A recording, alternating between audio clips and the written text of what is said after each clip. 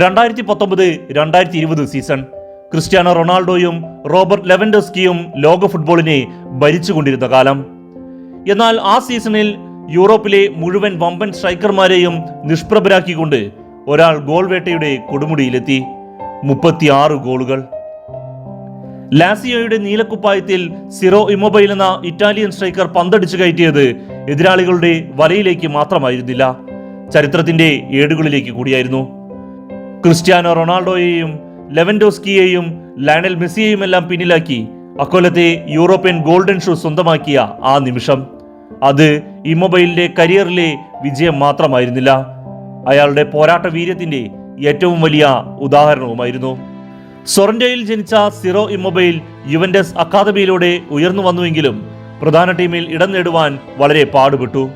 2011-2012 സീസണിൽ പേസ്കാരയിൽ സീനെക്സ് സെമാൻ എന്ന പരിശീലകന് കീഴിൽ കളിച്ചതാണ് സിറോ ഇമ്മൊബൈലിന്റെ കരിയർ തന്നെ മാറ്റിമറിച്ചത്. അന്ന് മാർക്കോ വെരാറ്റി, ലോറൻസോ ഇൻസൈനെ എന്നിവർക്കൊപ്പം സീരി ബി ചാമ്പ്യന്മാരായപ്പോൾ 28 ഗോളുകളോടെ ഇമ്മൊബൈൽ ടോപ്പ് സ്കോററായി മാറി. പിന്നീട് ടോറിനോയിലേക്ക്.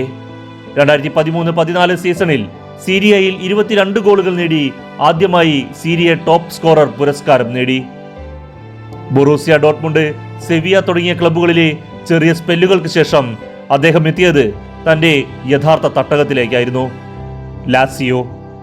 2016 ലാസിയോയിൽ എത്തിയതോടെ ഇമ്മൊബൈൽ ഒരു ഇതിഹാസ താരമായി മാറുകയായിരുന്നു. ലാസിയോയുടെ ചരിത്രത്തിലെ എക്കാലത്തെയും മികച്ച ഗോൾ വേട്ടക്കാരനായി അയാൾ മാറി. ഇമ്മൊബൈൽ ലോകത്തിലെ ഏറ്റവും ടെക്നിക്കലായ കളിക്കാരൻ അല്ലായിരുന്നിരിക്കാം, എന്നാൽ പെനാൽറ്റി ബോക്സിനുള്ളിൽ ഇമ്മൊബൈലിനോളം അപകടകാരിയായ മറ്റൊരു സ്ട്രൈക്കർ ആ കാലഘട്ടത്തിൽ ഇറ്റലിയിൽ ഉണ്ടായിരുന്നില്ല എന്ന് തന്നെ പറയാം. ഡിഫൻഡർമാരുടെ കണ്ണുവെട്ടിച്ച് ഒഴിഞ്ഞിടങ്ങളിലേക്ക് ഓടിക്കയറുവാനുള്ള അദ്ദേഹത്തിന്റെ കഴിവ്, ഇരു കാലുകൾ കൊണ്ടും ക്ലിനിക്കലായി ഫിനിഷ് ചെയ്യുവാനുള്ള ശേഷി, പെനാൽറ്റി ബോക്സിലെ അസാധാരണമായ ശാന്തത, ഇവയാണ് സിറോ ഇമ്മൊബൈലിനെ വേറിട്ടു നിർത്തിയത്. ക്ലബിനോടും ആരാധകരോടും കാണിച്ച വിശ്വസ്തത അദ്ദേഹത്തെ ലാസിയോയുടെ പ്രിയപ്പെട്ട ക്യാപ്റ്റനാക്കി മാറ്റി. ഇന്ന് അദ്ദേഹം കളിമുറ്റത്തോട് വിട പറയുമ്പോൾ ഒരു മികച്ച സ്ട്രൈക്കറുടെ സേവനത്തിനാണ് ഫുട്ബോൾ ലോകം നന്ദി പറയുന്നത്. ഗോളുകൾ പിറന്നുകൊണ്ടേയിരിക്കും, പുതിയ സ്ട്രൈക്കർമാർ വന്നുകൊണ്ടേയിരിക്കും. എന്നാൽ ലാസിയോയുടെ ആ നീലക്കുപ്പായത്തിൽ 17-ാം നമ്പർ ധരിച്ച് എതിർവല കുലുക്കി ഓടിയിരുന്ന സിറോ ഇമ്മൊബൈലിന്റെ ആവേശം ഫുട്ബോൾ ആരാധകരുടെ മനസ്സിൽ എക്കാലവും ജീവിക്കും. Thank you Syro.